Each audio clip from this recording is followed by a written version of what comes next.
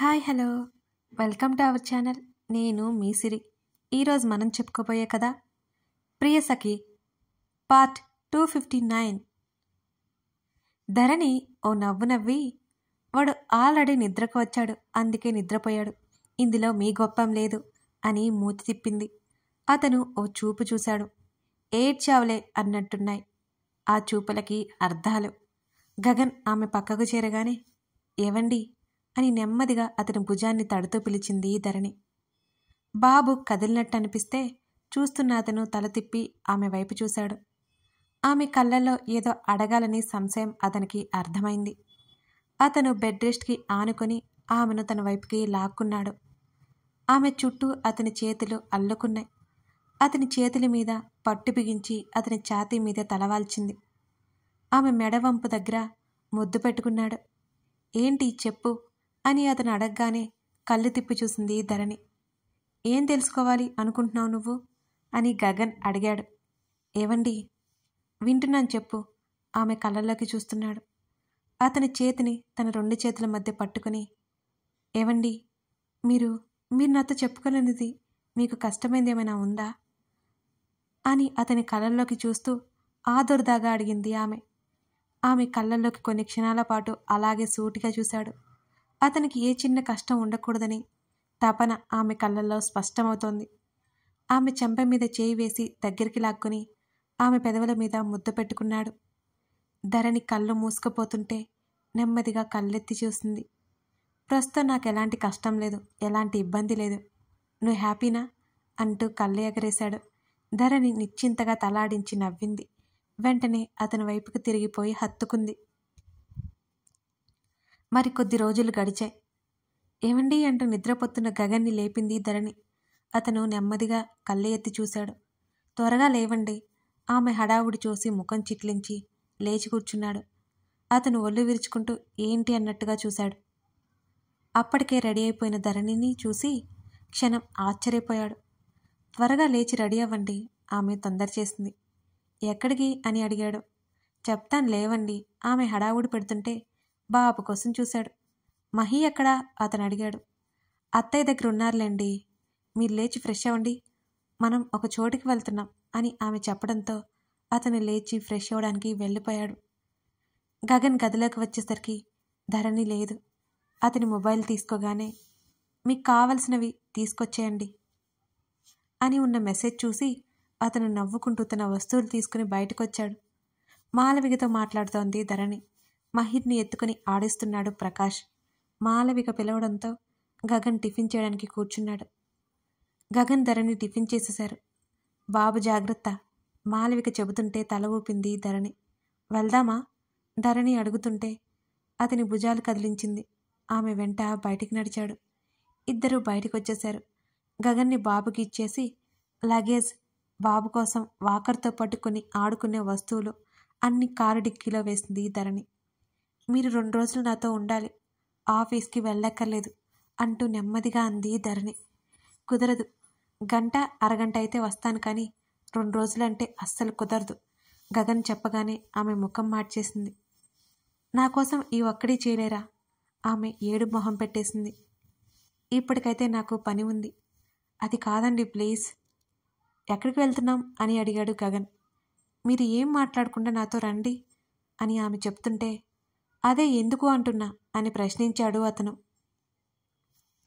గగన్ చెంప మీద కొరుకుతూ ముద్దులు పెట్టుకుంటూ తండ్రి దృష్టి తన వైపుకు తిప్పుకోవడానికి బుజ్జిగాడు చాలా ప్రయత్నాలు చేస్తున్నాడు. బుజ్జోడి వాళ్ళ అమ్మతో సీరియస్ డిస్కషన్లో ఉండగా గగన్ ఆ బుజ్జిదాన్ని పట్టించుకోలేదు. వాడి దెబ్బకి అలిగిపోయి గగన్ భుజం మీద వాలిపోయాడు అలకగా. ప్లీజ్ నా కోసం రండి ఆమె రిక్వెస్ట్ చేస్తుంటే అతను తలాడించాడు. ఇద్దరు కారులో ఎయిర్పోర్ట్కి బయలుదేరారు. గగన్కి వినిపించకూడదని ధరణి చాలా సీక్రెట్గా ఫోన్లో మాట్లాడుతుంటే అతనికి నవ్వొచ్చింది. ఆమె నెల రోజుల నుంచి ఏదో చేయడానికి తెగ తాపత్రయపడ్డం అతనికి తెలుస్తూనే ఉంది. వాళ్ళు ఎక్కడికి వెళ్తున్నారో అతనికి అర్థమైంది. అతనేం అడగలేదు. ఆమె ఏం చేయబోతుందో మౌనంగా గమనిస్తున్నాడు. ఇద్దరు ఫ్లైట్ ఎక్కేశారు. మధ్యాహ్నంకి వైజాగ్లో ఉండిపోయారు. అక్కడి నుంచి చేతన్ వాళ్ళ ఇంటికి వెళ్ళిపోయారు. తలుపు తెరవగానే హాయ్ అంటూ ఒక్కసారిగా గట్టిగా అరిచారు. చిరాగ్గా ముఖం చిట్లించి చూశాడు గగన్. అక్కడ చేతన్, వీక్ష, దీవెన, స్వరూప్, శ్రేష్ఠ, సృజన్, స్వాతి, రాజేష్ అందరూ ఉన్నారు. అది గగన్ ఊహించలేదు. మంద ఒకే దగ్గరకు వచ్చి పడ్డారేంటి అని అడుగుతూనే బాబునెత్తుకుని లోపలికి నడిచాడు. ఏంటండి మీరు అలా అంటారు? ధరణి నెమ్మదిగా అతనికి వినిపించేలా అడిగింది. నువ్వు మమ్మల్ని ఇన్సల్ట్ చేస్తున్నావు అని దీవెన ఉక్రోషంగా అడుగుతుంటే చా అన్నట్టు ఓ చూపు చూసి నిజాలు అప్పుడప్పుడు ఇలాగే ఉంటాయి అని ఓ డైలాగ్ విసిరి నిద్రపోతున్న బాబుని తీసుకుని వెళ్ళిపోయాడు గగన్. ధరణి అందర్నీ చూసి ఓ నవ్వు నవ్వింది. శ్రేష్ఠ, పర్వాలేదా నీకు అంటూ శ్రేష్ఠ దగ్గరికి వెళ్ళి అడిగింది. ఏం పర్వాలేదు అంటూ శ్రేష్ఠ నవ్వింది. మీరు ఆయన మాటలు పట్టించుకోకండి, ధరణి చెప్తుంటే అందరూ చిన్నగా నవ్వుకున్నారు. అక్కడ ఉన్న అందరికీ అతనేంటో తెలుసు. ధరణి ఫుడ్ వేడిగా ఉంది, త్వరగా రండి వీక్ష చెప్పడంతో ఆమె సరే అన్నట్టు లగేజ్ తీసుకుని గదిలోకి వెళ్ళిపోయింది. అందరూ సరదాగా మాట్లాడుకుంటూ భోజనాలు కూర్చున్నారు. భోజనాలు అయిపోయాక చేతన్తో మాట్లాడుతూ కూర్చున్నాడు గగన్. సృజన్తో మాట్లాడుతూ మాటిమాటికి గగన్ వైపు చూస్తోంది ధరణి. వీక్ష అందరికీ ఐస్ క్రీం కప్పుల్లో వేసి ఇచ్చి చేతన్ పక్కనే కొలబడింది. స్వరూప్ ఆ డిస్కషన్లో పాలు పంచుకుంటే పక్కనే శ్రేష్ఠ, దీవెన ఏవేవో తెగ మాట్లాడుకుంటున్నారు. గగన్ దూరంగా ఉన్న తనని సూటిగా చూస్తుండటంతో ధరణి తడబడింది. ఏం చెప్పి తీసుకొచ్చావు మీ ఆయనకి? సృజన్ నవ్వుతూ అడిగాడు.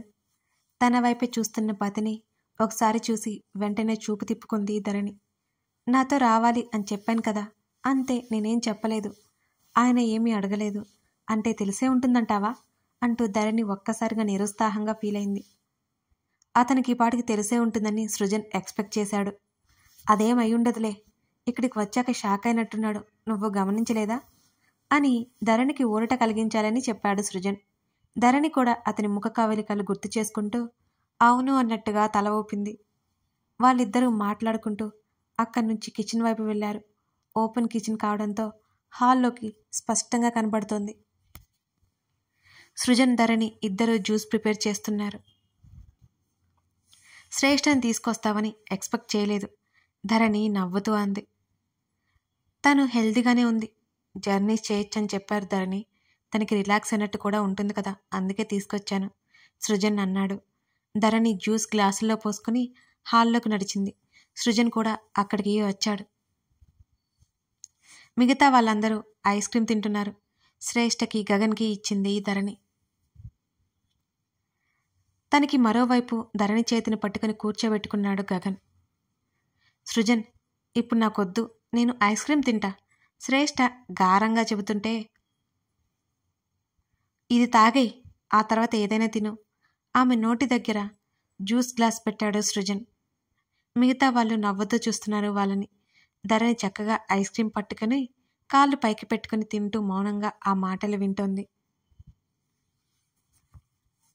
చేతన్, గగన్ ఏవో ఆఫీస్ వ్యవహారాలు మాట్లాడుకుంటున్నారు. దాంట్లో పాలు పంచుకుంటున్నాడు స్వరూప్. అక్కడ దీవెన, సృజన్ ఏదో మాట్లాడుకుంటూ నవ్వుతున్నారు. శ్రేష్ఠ సృజన్తో గొడవ పడుతోంది. అందరూ అలా ఉండగా వీక్ష వైపు చూసిన ధరణికి నిద్రపోతున్న మహిని చూస్తూ ఏదో ఆలోచిస్తోంది వీక్ష. ధరణి పైకి లేచి వీక్ష వైపు వచ్చింది. వీక్ష ధరణి పిలుపుకి ఏంటి అన్నట్టు చూసింది. అందరూ సరదాగా మాట్లాడుకుంటుంటే ఇక్కడేం చేస్తున్నావు? మహి నిద్రపోతున్నాడు కదా, ఏమైంది నీకు అని ధరణి అడుగుతుంటే ఏం లేదు, ఏదో ఆలోచిస్తూ కూర్చున్నా, వీణ్ణి వదిలిపెట్టబుద్ధి కావట్లేదు అంటూ నిద్రపోతున్న బుజ్జిగాడి చుట్టూ చేతులు తిప్పి ముద్దు పెట్టుకుంది ధరణి. ధరణి నవ్వుతూ చూసింది. వీక్ష కూడా పిల్లల మీద ధ్యాస కలిగినట్టు ధరణికి అర్థమైంది. రాత్రి బయటికి వెళ్ళాలని ఎవరికి వాళ్ళు రెస్ట్ తీసుకోవడానికి వెళ్ళిపోయారు.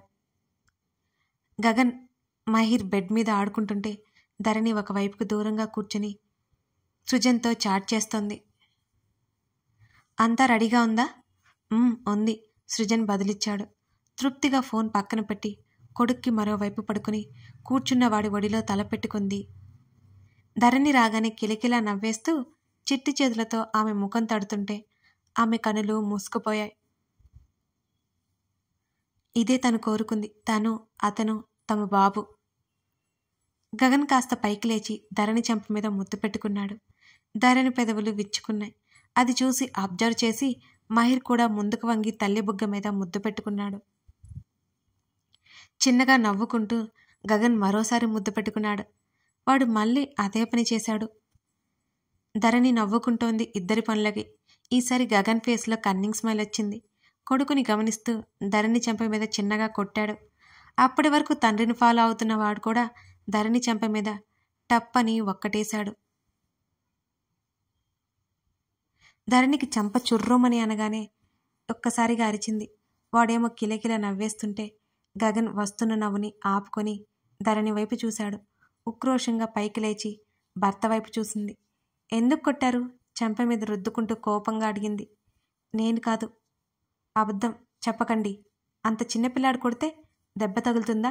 మీరే కొట్టింది అంది ఉక్రోషంగా. సరే మళ్ళీ పడుకో. నేను కొడతాను, వాడు కొడతాడు. ఎవరో నీకే అర్థమవుతుంది అని అన్నాడు గగన్. నేను పిచ్చిదానిలా కనిపిస్తున్నానా మీకు? ఆమె కళ్ళు చిన్నవి చేసి పెదవులు బిగించింది. డౌటా? టాపిక్ మార్చకండి. మీరే కొట్టారు నన్ను అని ధరణి చెబుతుంటే వాళ్ళిద్దరి గొడవను చూసి కిలకిలా నవ్వేసి చప్పట్లు కొడుతున్నాడు మాహిర్. ధరణి రెక్క పట్టుకుని దగ్గరికి లాగి మరోసారి కొడుకుని గమనిస్తూ వాడు చూసేలా ధరణి చెంప మీద చిన్నగా తట్టాడు. ధరణి ఏదో చెప్పబోయేలోపు అచ్చు తండ్రి చేసినట్టే ధరణి చెంప మీద ఒక్కటేశాడు. ఆశ్చర్యంతో నోరు తెరుచుకుంది ధరణి. వీడు చెయ్యండి ఇంత చురుగ్గా ఉంది. చెంప మీద చేయి వేసుకొని అడిగింది ధరణి. ఇప్పటికైనా నమ్ముతావా అని అడిగాడు గగన్. అతను అంటుంటే అతని వైపు కోపంగా చూసింది ధరణి. దీనికంతటికీ కారణం మీరే అంది రోషంగా. ఏం చేద్దాం? ప్రాక్టికల్గా చూపిస్తే తప్ప వినవు నువ్వు. పెదవి విరిచి భుజాలు కదిలించాడు గగన్. ధరణి అలిగినట్టు ముఖం పెట్టుకుని బాబు పక్కన అలిసిపోయినట్టు పడుకుంది. పొద్దున్నే లేవడం వల్ల ఆమెకు నిద్ర వచ్చేసింది. ధరణితో పాటు బాబు నిద్రపోయాడు. వాళ్ళిద్దరినీ ఒకసారి చూసి అక్కడి నుంచి లేచి బాల్కనీ దగ్గరికి వచ్చేశాడు గగన్. నిర్మలాకాశం స్పష్టంగా కనబడుతోంది. అతని మనసు కూడా అంతే ప్రశాంతంగా నిర్మలంగా ఉంది. మధ్యాహ్నపు గాలి నెమ్మదిగా అతనిని తాకుతోంది. మరో అరగంట పాటు అతను అక్కడే కూర్చున్నాడు. కాసేపటికి పట్టీల శబ్దం వినిపించింది అతనికి. ఆ శబ్దం అతని వైపు వస్తున్నట్టు అర్థమైంది. అతని దగ్గరికి వచ్చి అతని మెడ చుట్టూ చేతులు వేసింది ధరణి. అప్పుడే లేచావేం అని గగన్ అడుగుతుంటే మెలకువ వచ్చిందండి నిద్ర గొంతుతోనే చెప్పింది ధరణి. ఆమె చెంప అతని తలకి ఆనుకుంది. వెళ్ళి ఇంకాసేపు పడుకో అన్నాడు. ఇక్కడ ఏం చేస్తున్నారు మీరు అని ధరణి అడుగుతుంటే ఏం చేయాలా అని ఆలోచిస్తున్నా అన్నాడు అతను. కాసేపు రెస్ట్ తీసుకోండి, సాయంత్రం బయటకెళ్ళాలి కదా. ధరణి గొడవ భరించలేక అతను లోపలికొచ్చాడు. అతని హృదయం మీద తలవాల్చి మళ్ళీ నిద్రలోకి జారుకుంది ధరణి మరింత నిశ్చింతగా. కథ కొనసాగుతోంది. మ్యాక్సిమం అయిపోతుందండి స్టోరీ. మహా అయితే 2-3 వీడియోస్ అంతే. ఇక ఏం చేసేస్తాను. స్టోరీ చివరికి వచ్చేస్తుందన్నమాట. నేను కూడా వెంటనే వీడియోస్ ఇచ్చేస్తాను. మీకు ఈ కథ నచ్చితే లైక్ చేసి కామెంట్ చేయండి. అలాగే మన ఛానల్ని సబ్స్క్రైబ్ చేసుకోండి. మీ స్నేహితులకి షేర్ చేయడం మర్చిపోకండి. సిరి డైరీస్ కూడా మన ఛానల్ ఉందండి. ఒకసారి అది కూడా చూసేయండి. Thank you for watching this video. మరో ఎపిసోడ్తో మళ్ళీ కలుద్దాం. సబ్స్క్రైబ్ చేసుకోవడం మాత్రం మర్చిపోకండి.